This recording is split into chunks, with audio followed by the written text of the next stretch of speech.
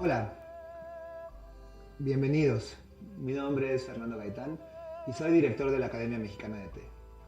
También soy el creador de Shakti, una casa de té al estilo tradicional asiático en la Ciudad de México.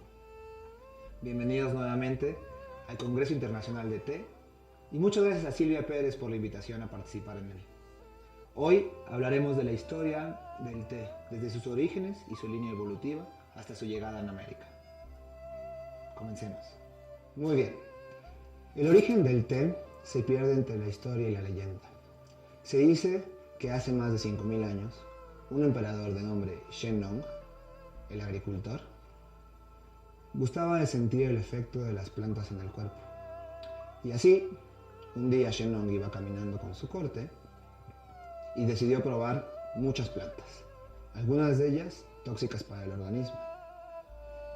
Siguió caminando y se sintió cansado y sediento. Decidió sentarse bajo la sombra de un gran árbol, prendió el fuego y puso a calentar agua. De pronto, sopló el viento. Y de ese gran árbol cayeron unas hojas dentro del recipiente donde estaba preparando el agua. Curioso, decidió probar su infusión. Y no solo se sintió maravillado por el gran sabor que tenía, sino también porque quedó aliviado de todos los males que lo aquejaban. Y con esto comenzó la primera escuela del té, la historia del té hervido. Y fue así como China descubrió una planta medicinal que por 3000 años mezclaría con ajo, con cebolla, sal y algunas veces jengibre. Y de esta manera prevenir enfermedades. Y entonces, ¿qué es el té? Nos preguntaremos. El té es una planta. Camellia sinensis es su nombre. Se deja crecer a 1,20 m para facilitar su recolección, pero puede llegar a medir varios metros en estado silvestre.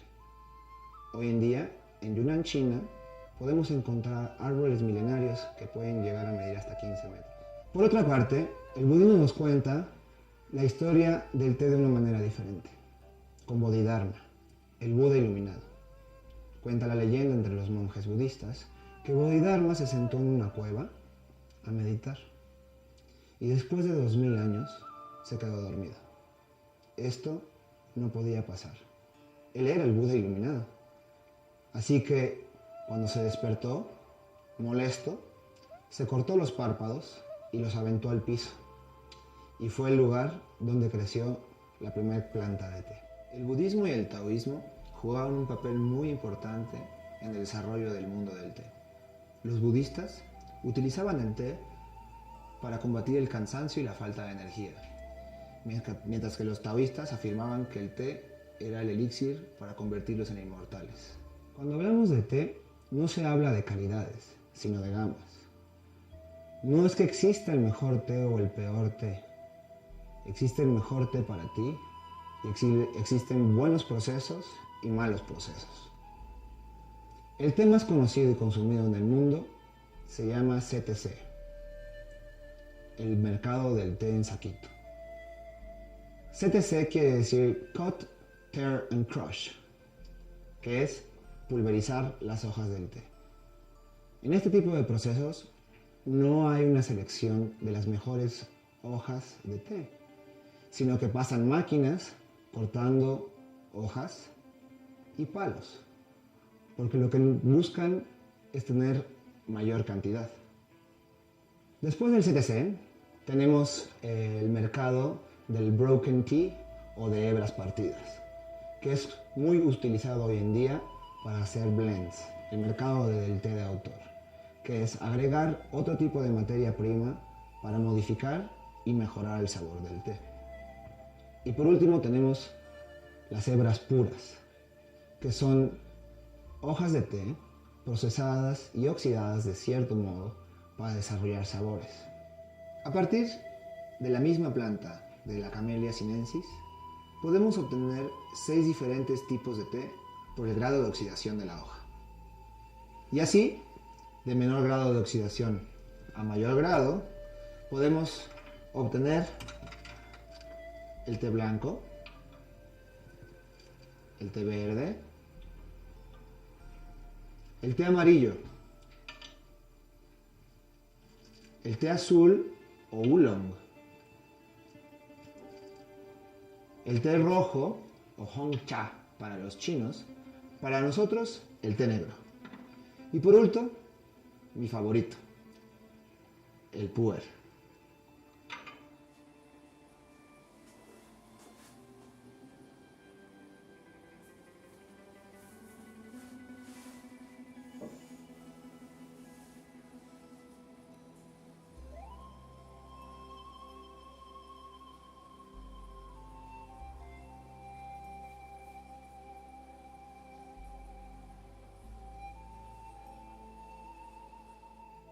El folclore relaciona a cada tipo de té a ciertas características humanas.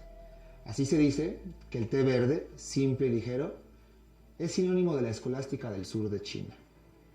El té blanco, sutil y reservado, se considera como lugar propio de una doncella. El té oolong, cálido y persistente, se asemeja a la perseverancia de los filósofos. El pu'er, con su persistente retrogusto, simboliza a la sabiduría de los ancianos y de nuestros ancestros. Y así continúa hoy en día. Los historiadores nos cuentan que la dinastía Han era el rival del Imperio Romano en poder y sofisticación. Las dinastías Tang y Song llegaron a tener grandes logros tecnológicos y artísticos, de los mejores del mundo en la época. Y la dinastía Ming logró hacer recorridos extraordinarios por el mar. Beber té es sencillo, pero también es un tanto complejo. Los chinos tardaron en recorrer ese camino de lo sencillo a lo complejo alrededor de 1000 años. Y tardaron otros 1000 años más para recorrer el camino de lo complejo a lo sencillo. Recordemos a Shennong y la parte medicinal del té, hasta llegar al año del 618 y el comienzo de la dinastía Tang, una etapa muy importante para el mundo del té, ya que la parte medicinal es olvidada, y es por primera vez donde las hojas se reducían a un polvo fino y se agregaban en agua caliente y era un momento para compartir. Cerca del Tíbet, donde el oxígeno escasea, se bebía otro tipo de té, un té compactado en forma de ladrillo o en forma de disco. Se le agregaba mantequilla de yak, que era el sustento para obtener vitaminas y minerales. Fue una época de gran crecimiento económico donde el té jugó un papel muy importante.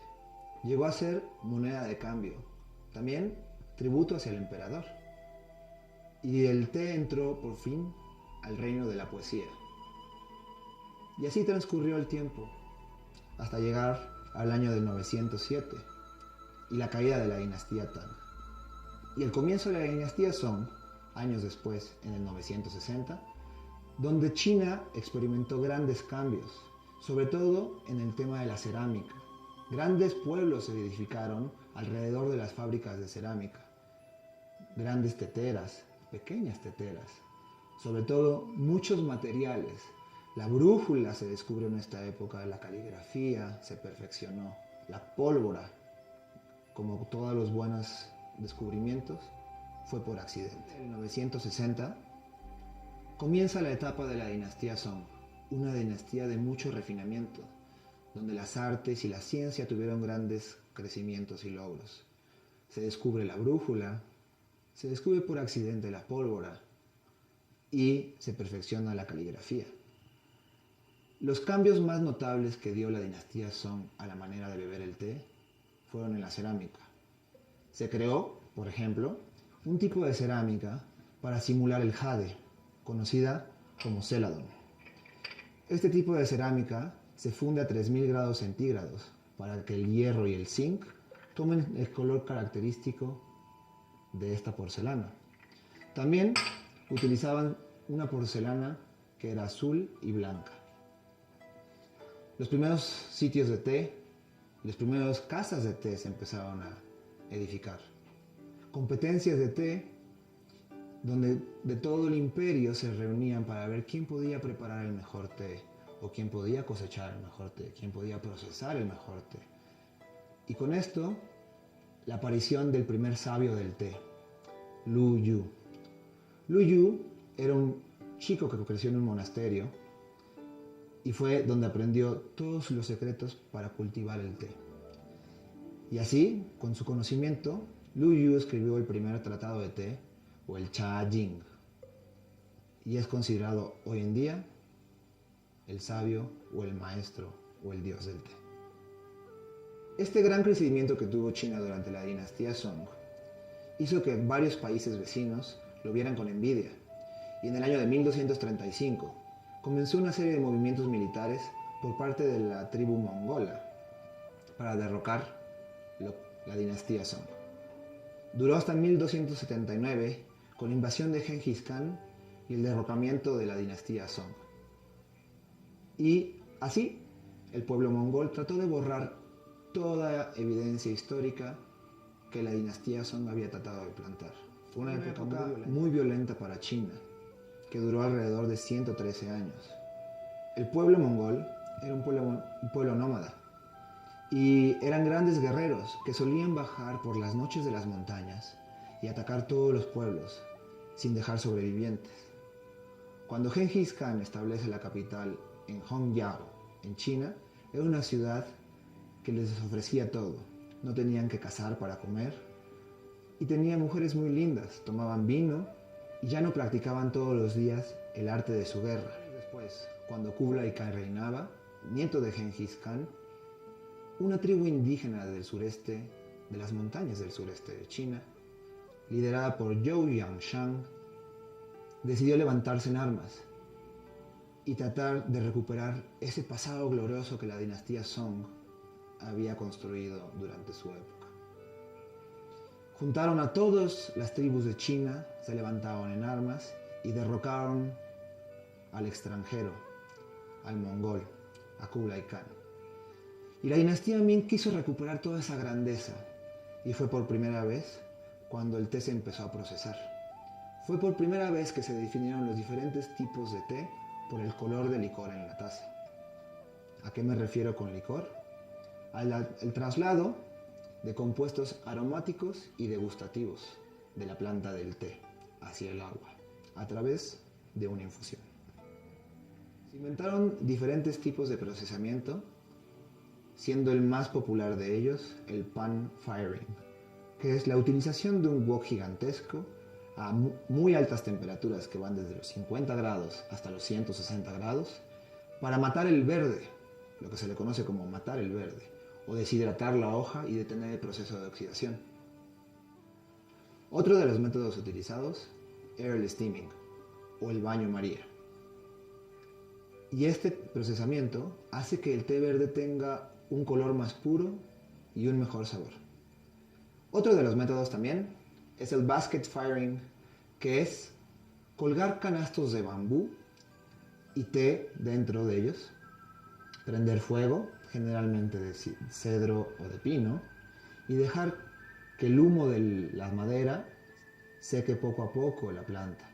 Uno de los avances más importantes de la dinastía Ming fue la evolución de un tipo de tetera, el chaguán. Durante la dinastía Song se agregaba el polvo del té, hoy conocido como matcha, y se tomaba con agua caliente. Se batía y se compartía. La dinastía Ming empezó a utilizar hebras de té, y esas hebras podían irse a la boca, por lo cual agregó una tapa para así convertirlo en una gaiwan, literalmente un tazón con tapa. Posteriormente se le agregó el plato para no tener que quemarse los dedos, y así convertir tu gaiwan en una taza o en una tetera para compartir. Fue también una etapa de gran crecimiento económico a través de la ruta de la seda. En la antigüedad existía el viejo camino de té a caballo, donde era una red de distribución desde Yunnan hasta todas las partes del imperio. Sin embargo, con la ruta de la seda se tuvieron grandes alcances comerciales con Occidente.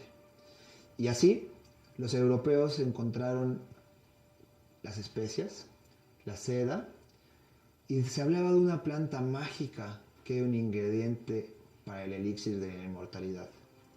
En el año de 1610, la Compañía de las Indias Orientales, o la East India Company, arribó a Asia. Fue gracias a la compañía que el té llegó a Europa, y en 1630 Holanda pudo degustar esta milenaria planta. 6 años después, creció por Francia, 2 años después en Rusia, y fue hasta el año de 1650 que arribó a los puertos de Gran Bretaña, para convertirse así en la bebida favorita de los británicos. Una de las personas que más influenció el consumo del té en el Reino Unido fue la duquesa Ana de Bedford, una mujer portuguesa que se casó con un noble inglés y sufría mucho porque nunca se pudo acostumbrar a los diferentes horarios de comida que había entre los dos países.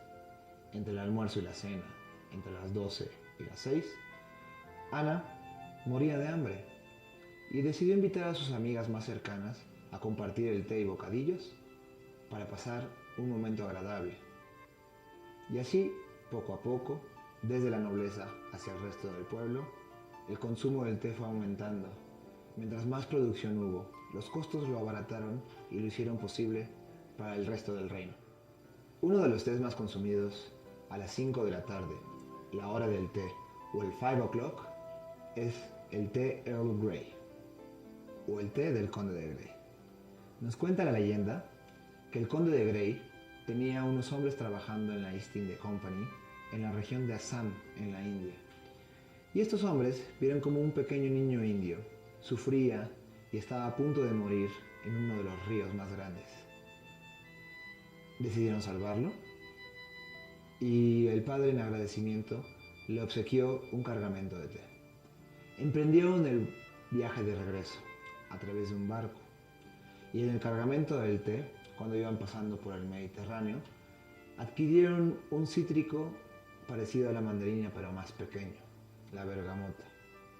Continuaron su recorrido hacia el Reino Unido y hubo una tormenta, ¿no? Cuando llegó a puerto, los hombres de Grey le dijeron a su maestro que tenían muy malas noticias. Todo el embarque se había mezclado y se había echado a perder. El conde, curioso, les pidió que llevaran todo el té a sus aposentos y decidió probar su infusión. Quedó maravillado con el sabor y comenzó a compartirlo con todos sus invitados, con todos sus conocidos de la nobleza y de la realeza. Al muy poco tiempo, la gente conocía a este té como el té del Conde de Grey o Earl Grey's Tea. La costumbre de agregar leche a este té comienza por la mala calidad de la porcelana que se manejaba en esa época en el Reino Unido. Los fríos inviernos y el agua caliente hacían que la porcelana se quebrara con mucha facilidad.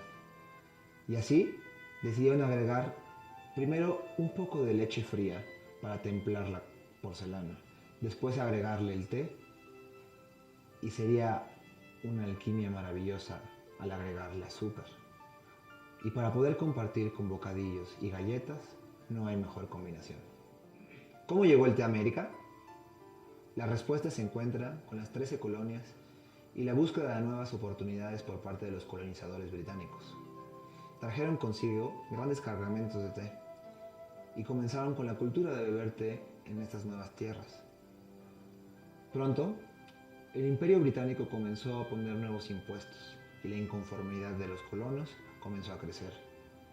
Llegó a tal grado que el Imperio Británico decidió ponerle nuevos impuestos al té y esto rebasó toda paciencia de aquellos colonizadores. Cuando enviaron un nuevo embarque de té y arribó al puerto de Boston, integrantes del Boston Tea Party, en manera de protesta, decidieron aventar todo el embarque proveniente de Londres hacia el mar.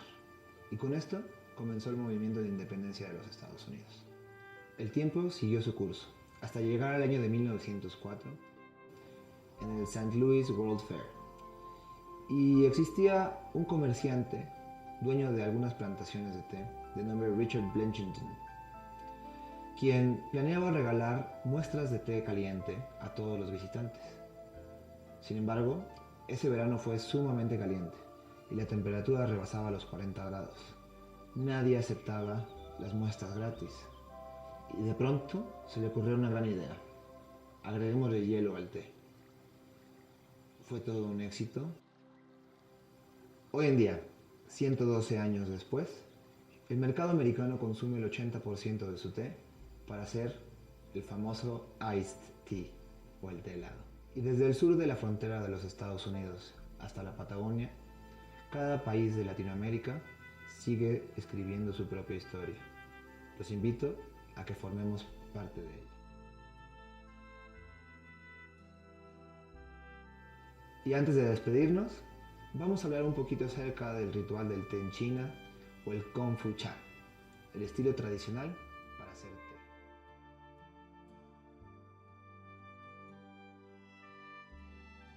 Hablemos ahora de la historia del ritual. En China, el té es la bebida nacional y tiene un valor simbólico.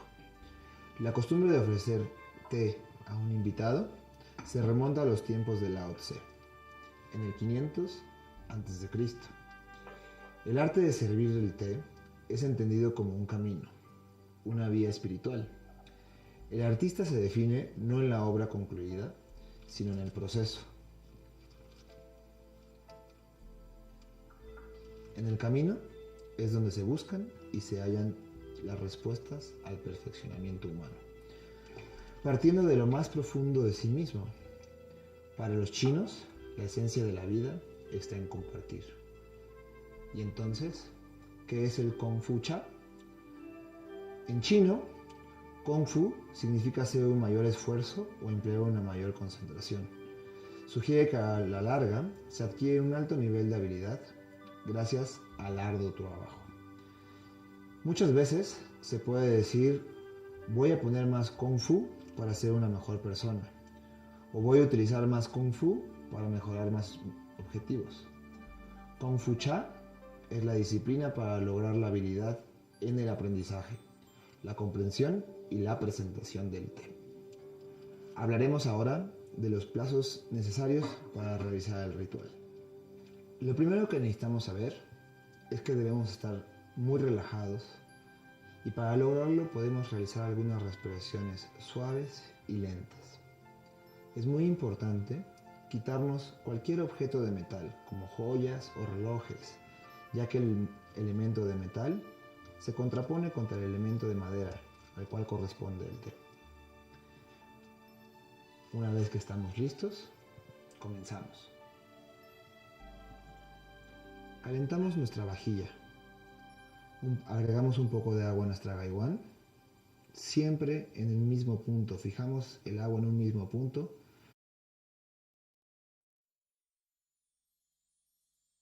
para recorrerlo con la misma energía. De esta manera, el té no pierde temperatura al momento de infundirlo.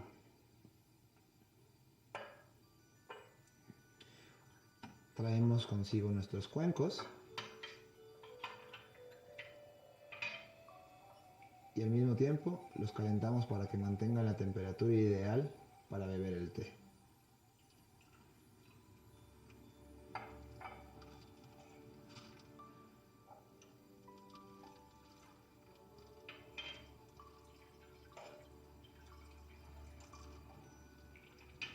Le pedimos la bendición a nuestros budas, a nuestros compañeros, a Luyu, el sabio del té. De esta manera templamos toda nuestra vajilla. A continuación se presenta el té, del cual vamos a hablar. Se dirá, ¿por qué hemos elegido este té? Este té que elegimos el día de hoy es un Pu'er Special Reserve de la casa, que tiene una edad de 51 años. Agregamos el té a nuestra tetera y agregamos nuevamente agua. Este proceso se llama traer a la vida el té. Lo hidratamos poco a poco, despertamos al té, tan solo unos segundos y nos deshacemos nuevamente del agua. Cuando se encuentran el té y el agua por primera vez, conocido comúnmente como enjuagar el té, despertar el té o en chino como Wen Ru Pao, calentar y humedecer. Esto hace que el té despierte y despertemos su aroma, y de esta manera decidamos cuánto tiempo vamos a infundir el té, qué temperatura vamos a utilizar.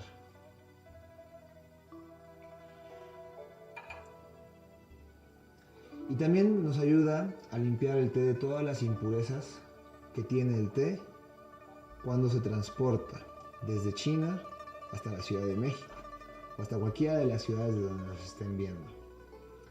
Volvemos a agregar agua al té.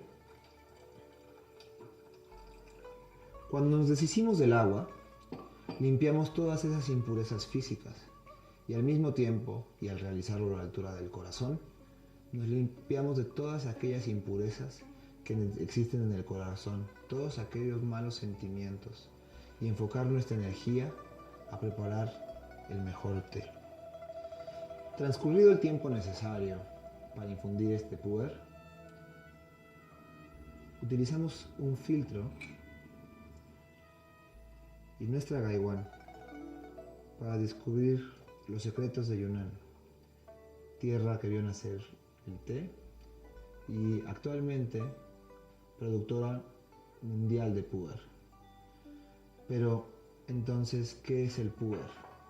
El pu'er es un tipo de té que, además de estar oxidado, está fermentado.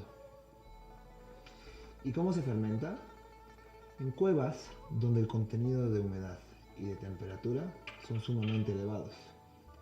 Existe bacteria en el ambiente que va comiendo al té y lo va fermentando poco a poco. Existen dos maneras de hacer pu'er.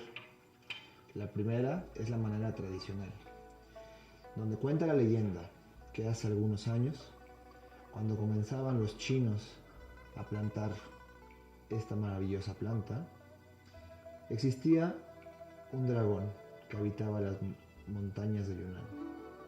Y este dragón gustaba mucho de beber té. Hizo un pacto con los pobladores de la ciudad de Pu'er o Pu'er City y les dijo que podían utilizar sus tierras siempre y cuando les rindieran un tributo que tenía que durar alrededor de 20 años. Después de los 20 años, la gente podía sacar el té que había guardado ahí. Sin embargo, el sabor había cambiado, se había fermentado. Y de manera de ofrenda, el dragón regalaba de vuelta un extraordinario té. Hagamos ese pacto hoy en día todavía, al momento de beber el té. Cuando nosotros degustamos un té, muchas veces no somos conscientes que la vida de ese pequeño brote, primera y segunda hoja, fue tal vez de tan solo 10 días. Y lo que realmente se degusta y se prueba son las condiciones climatológicas de esos 10 días en aquellas montañas de Yunnan. Y ahora, dando las gracias a la conexión entre el cielo y la tierra a la altura de nuestras cejas, comulgamos con las divinidades de las tierras del té.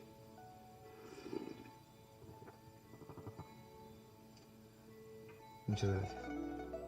Gracias por hacer este recorrido conmigo. Los invito a que nos sigan conociendo en shakti.com.mx o academiamexicanadeté.net. Hasta siempre.